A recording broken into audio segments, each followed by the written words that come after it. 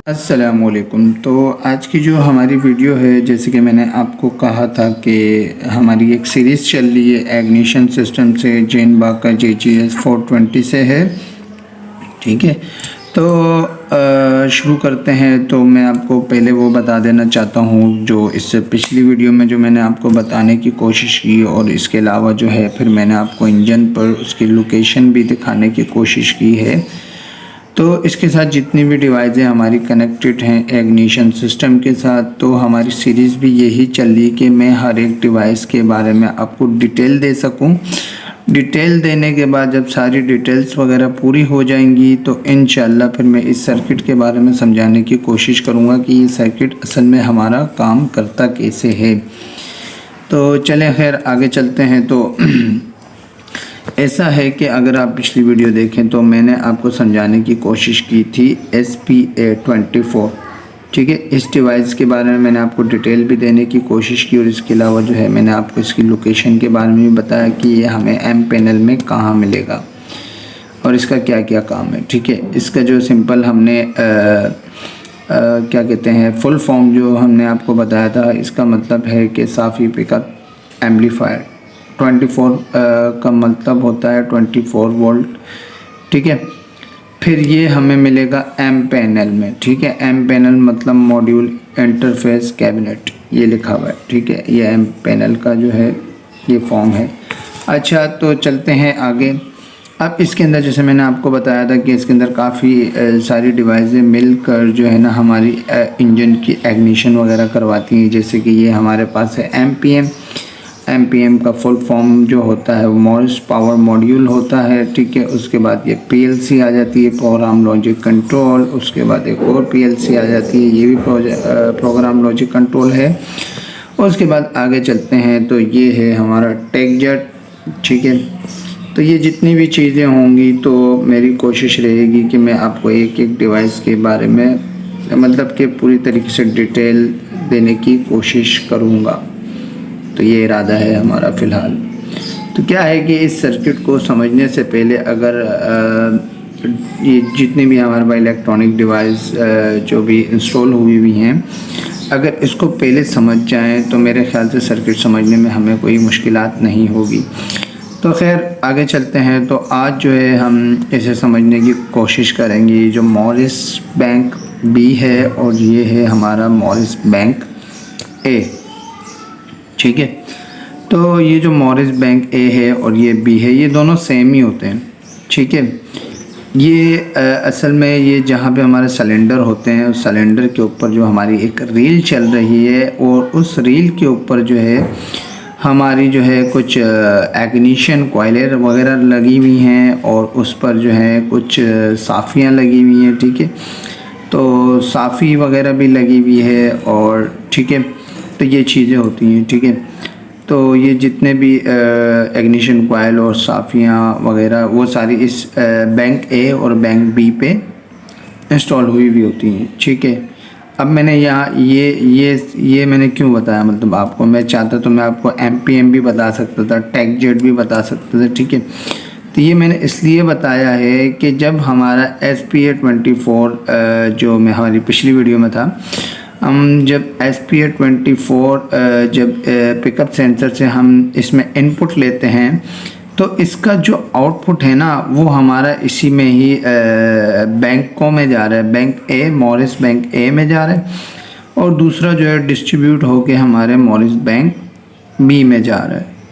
ठीक है, जब यहाँ इसका आउटपुट आएगा तो उसके बाद ये क्या करेगा, ठीक है ना, तो उसके बारे में मैं आपको डिटेल देने की कोशिश करता हूँ। ठीक है, तो अच्छा, तो उसके बाद जो है मैं आपको आगे बताने की कोशिश करूँगा। ठीक है, अब ये जो आप देख रहे हैं, ठीक है, ये वाली जिसमें डॉट डॉट के निशान भी आ रहे हैं, SL वगैरह भी लिखा हुआ है। ठीक है, अब ये जो है ये जो दोनों बैंक है ये दोनों आपस में कम्युनिकेट हो रहे हैं। ठीक है, इन दोनों की आपस में कम्युनिकेशन चल रही है। ठीक है, और ये एक हमारी सिंगल कंडक्टर की एक पर्पल कलर की जो केबल है, ये दोनों बैंकों में जो है ना एक दूसरे से आपस में जुड़ी हुई हैं, ठीक है।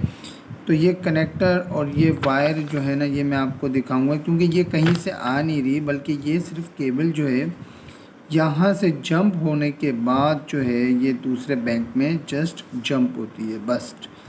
तो मतलब इसके अलावा जो है इसका कोई दूसरा काम है ही नहीं, बस सिर्फ कि यहाँ से यहाँ कम्युनिकेशन करवाता है, ठीक है। मतलब कि ए बैंक के अंदर जो भी चला या जो भी इसके अंदर काम हुआ और जो भी इसका फीडबैक होगा वो हमारा देगा बैंक मॉरिस बैंक बी में देगा, ठीक है। उसके बाद जाके जो है वो पीएलसी वगैरह और जो भी मॉड्यूल्स वगैरह है तो उसमें जाएगा, ठीक है। तो अभी चलते हैं इंजन के पास। अब हम आ गए हैं अपने इंजन के पास, ठीक है। ये है हमारा इंजन और ये है सिलेंडर के टॉप पे जो आपको ये ब्लू कलर की डिवाइसें नज़र आ रही हैं, ठीक है। तो इनमें कुछ साफ़ी हैं और कुछ इग्निशन कॉइल हैं। ये जो आप देख रहे हैं ये इग्निशन कॉइल है, और जिस डिवाइस के अंदर जो हमारी लाइटें ब्लिंक हो रही है ये है हमारी साफ़ी। इसका काम ये है कि ये जो है हमारे 2 सिलेंडरों को सेंस करती है और ये हमारे 2 डेटोनेशन सेंसर हैं, ठीक है।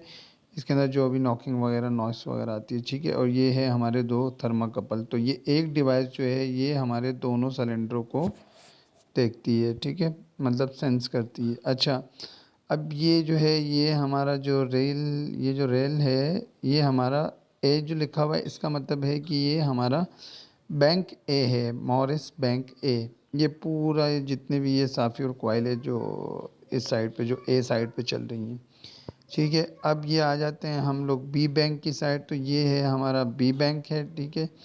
और जिसके ऊपर हमारी इग्निशन कॉइल है और साफियाँ वगैरह लगी हुई हैं। ये देखें कनेक्टर से ऊपर थोड़ा सा लिखा हुआ है, ये देखें ज़रा क्लियर हो जाए।